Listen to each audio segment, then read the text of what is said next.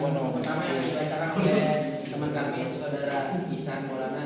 Pertama, kita membahas sebuah definisi. Konflik dalam tim adalah situasi ketika terjadi perbedaan pendapat, kepentingan, atau nilai antara anggota tim yang dapat menimbulkan ketegangan dan menghambat kerjasama. Konflik bisa bersifat positif jika dikelola dengan baik, karena dapat memicu ide kreatif dan peningkatan kualitas keputusan. Namun, jika tidak dikelola, konflik dapat merusak hubungan antar anggota dan menurunkan produktivitas. Han.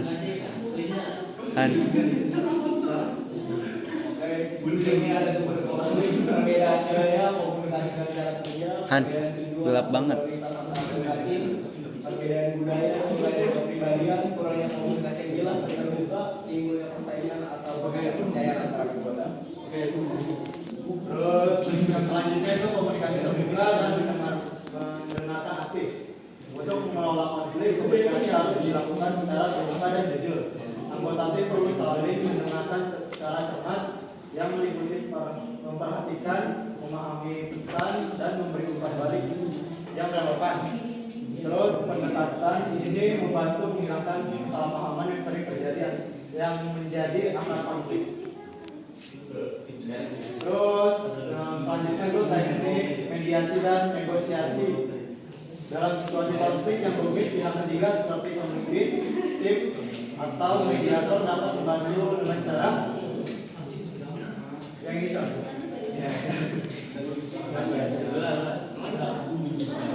Han.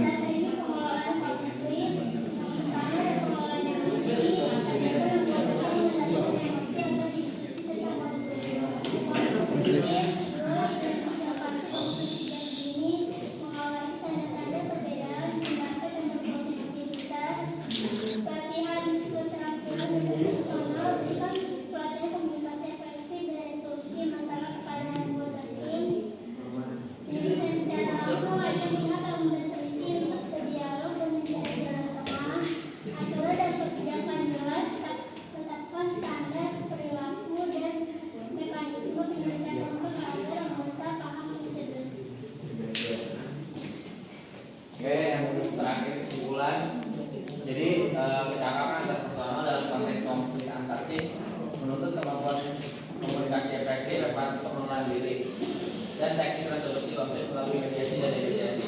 Konflik yang dikelola dengan strategi yang tepat dapat menjadi sumber pembelajaran dan peningkatan kerjasama tim secara keseluruhan.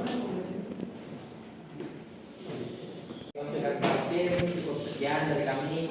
Yang ingin bertanya silakan dipersilakan. Perkenalkan, nama saya Bintang dari kelompok 6. Saya cuma tanya, apa yang harus dilakukan jika konflik dalam tim melibatkan isu-isu yang sensitif seperti perbedaan pendapat tentang nilai atau etika? Nama saya Ivan dari kelompok 5 mau nanya, apa strategi yang paling efektif untuk mencegah konflik agar konflik antar tim sebelum konfliknya terjadi? Udah itu aja. Saya Abdul Muiz dari kelompok 3 bertanya, apa strategi paling efektif menyelesaikan konflik dalam tim tanpa menurunkan semangat kerja anggota tim? Assalamualaikum warahmatullahi wabarakatuh. Nama saya Felix Anda dari kelompok 3. Ingin bertanya, bagaimana cara mencegah konflik agar tidak muncul kembali setelah berhasil diselesaikan dalam suatu tim? Nama saya Kurnia Sohe dari kelompok 1. Yang pertama,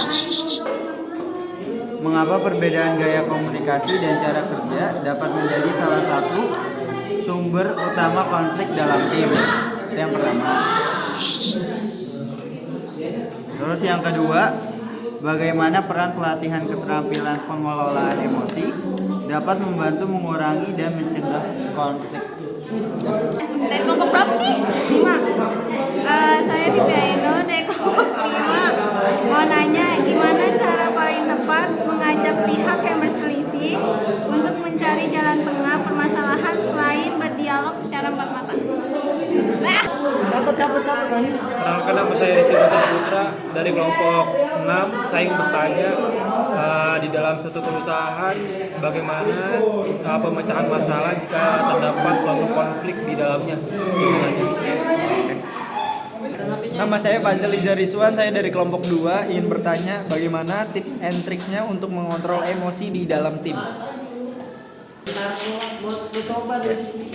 Saya dari kelompok 2 ingin bertanya contoh kesalahpahaman yang sering menjadi akar konflik.